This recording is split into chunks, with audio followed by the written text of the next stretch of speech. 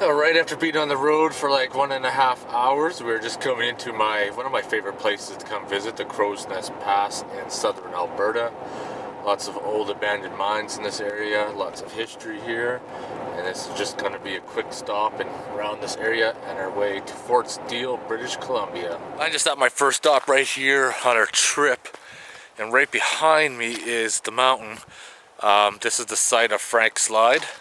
Back in the early turn of the century, I've talked about this sometimes before, was that there was a coal mine in that mountain behind me, and over on this side, right here where all the rocks that are piled up, was a town called Frank. And what happened at the turn of the century, early 1900s, they were mining and the whole side of the mountain came down, came roaring across, and buried the town of Frank. And there's like a historical site on top of the hill, kind of tells a little more about it. But I'm hoping it's not too windy, because I want to get my drone up and I want to give you an overall view of what it looks like from the skies. That way you can understand the amount of force and destruction that happened here. So let's get the drone fired up. Hopefully we can fly it out here and let's see what happens.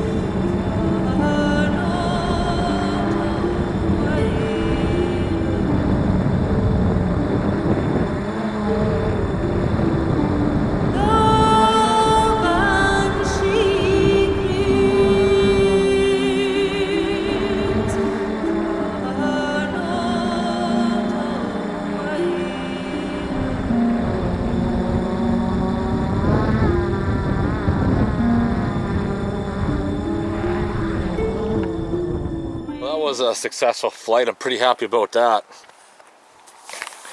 Did make me nervous flying it because it got a little bit windy, and then with all the rocks around, you can see if you crash landed, that would be the end of the drone. So that part's done. So now I'm going to go off to another part and get another video footage of the drone flying around an old mine site. I'll be able to come out and explore this, but I guess they got it all fenced off now. I'm not sure if they're doing restorations, but it looks like they're starting to tear these old mining buildings down. Which is kind of sad actually, because they were pretty cool to check out. So I guess I won't be droning those today like I had hoped. Yeah, you can see right here, any of you who've been long-time viewers, remember that we used to be able to go inside these buildings, go walking around. And that main one, it looks like they're all tearing it down now, or I don't know what they're trying to do. Maybe they're going to rebuild them. I'm not sure, but I was gonna fly the drone here, but I don't think that's gonna be happening now. We just ate at this place called Chris's Restaurant in the Crow's Nest Pass. Man, it's got some real good food there. I'm gonna come back here next time I'm in town. There's the big sign right there, leaving Alberta, welcome British Columbia. We're in gold country now. We're gonna do the tourist thing and check out that big mining truck. Just made a 5-minute stop at Sparwood. Go check out this massive mining truck. Man, I wonder how much tires are to put on this thing when they had to change them. All the driver's cabins right up on the side there. There's some information about this thing. 3,300 horsepower, 16-cylinder engine. Top speed 48 kilometers. Top speed 48 kilometers an hour. Weight fully loaded 600 tons. Holy shit. Just driving through the mountain town of Fernie on our way to Fort Steele. This is a beautiful little town. Sometime I may have to come back and check it out a little in depth. See what they all have to offer here. A lot of snow on those peaks. I bet you this town is perfect for mountain biking, hiking, kayaking, sledding, quadding, and everything outdoorsy. This looks like the place to be. What do you think, Elise? That's good. lies. Oh, it never fails. Road construction in the mountains, waiting for nothing. Let's pull it up to the place where we're going to be camping. We're going to go check in and go get our shit. Oh, this is our campsite right here, 136. Just got to set up our tents and stuff and we'll be ready to rock and roll. Tent assembly can begin unless we have a beer. Listen for it. Oh yeah, now we can start. First part's all set up. Now we just got to put the external cover on, and then we got to set up the second tent for our gear. Just got both tents set up here, one for sleeping in, the Nemo tent, and my tent from the Yukon that I used last year just to put some gear in it. It's been retired for now. Got that better one. And yeah, it feels good to be here now. This is a long drive. On the way home, we're actually going to go a different route home, up by Radium and then back through Lake Louise, Banff, and then that way. There's a lot of road construction in the south, so I think both ways will equal out to be better. And it's always good to drive a different route too, to see something different, something more scenic. But we're going to head down to the store and see what's all going on there. Well, it's fucking hot outside, but a couple of our friends are going to be a little while yet, so why not do some gold panning and make him jealous because he's driving and I'll be like panning for gold. That's how I like to roll. Should have left earlier, motherfucker. Just driving down this little road in the middle of nowhere. It's going to some historical site. Maybe do some gold panning there. Well, it barely looks like it's large enough for one vehicle to fit through, let alone two. Saw two on this road. That would suck because there's no shoulders and she goes down a long ways. Welcome to Pan for Gold using a pan and shovel only. Please refrain from using any mechanical. Wicked. So we can go pan anywhere here. So what we're going to do now, there's Wild Horse Cemetery, the hydraulic mining. We're just going to walk down over there and might save Fisherville for tomorrow, but we'll see. We're just going to take a quick little walk and check this place. Hydraulic Workings Lookout. What does this sign say?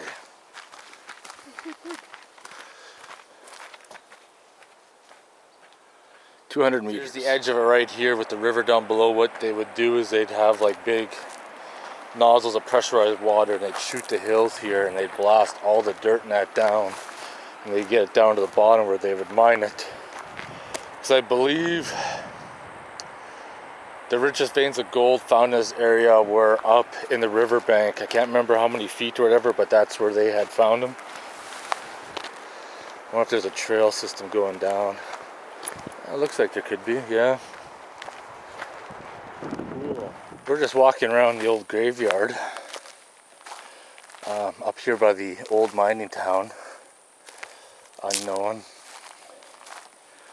where the miners would have been buried way back when, wooden gravestones. There's a lot of unknown graves here. It's so rocky, so I wonder just how shallow these graves are. You can see where the ground is sunk in there. Russian Barkerville began in 1863. That's where my next trip is going. And 1864, gold was discovered here at Wild Horse Creek. And that's where we are. And we're just at the graveyard. We're just driving down the road here because this is the pickup truck road, it says, to go down to the old tailings, and we're able to free gold pan there. So that's where we're headed. Fuck, I'm excited. So excited I almost got a boner. You can see a lot of people are digging down by this rock where the river would have flooded through and gold might have pooled up around there. I might try to dig around this root system here. That might be a pretty good spot, or even up around over here and see. Got my first pan full right there that we're gonna start breaking down. I just did my first pan, struck out, no beginner's luck here, but I'll dig into another spot. They dug themselves a big hole here. I just got some tailings from there, so I'm gonna try to pan these ones out. Okay, see that? Okay, see that? Look closer. There's nothing fucking in there. Jesus. We're going back to camp, get some beer. It's quite the interesting little trail we gotta drive down to get out of the Holy fucking shit. Oh. This is where the Jeep would come in handy, that's for sure. So this is part of Fisherville town site right here. As you can see, everything's like overgrown. Buildings have all been collapsing. And we're on this little fucking trail. There was about 5,000 people in this area. So overgrown now you wouldn't even know. There's even another building behind here. Hey, look at that. Those bad boy steaks in the barbecue. Got some potatoes and vegetables on that one.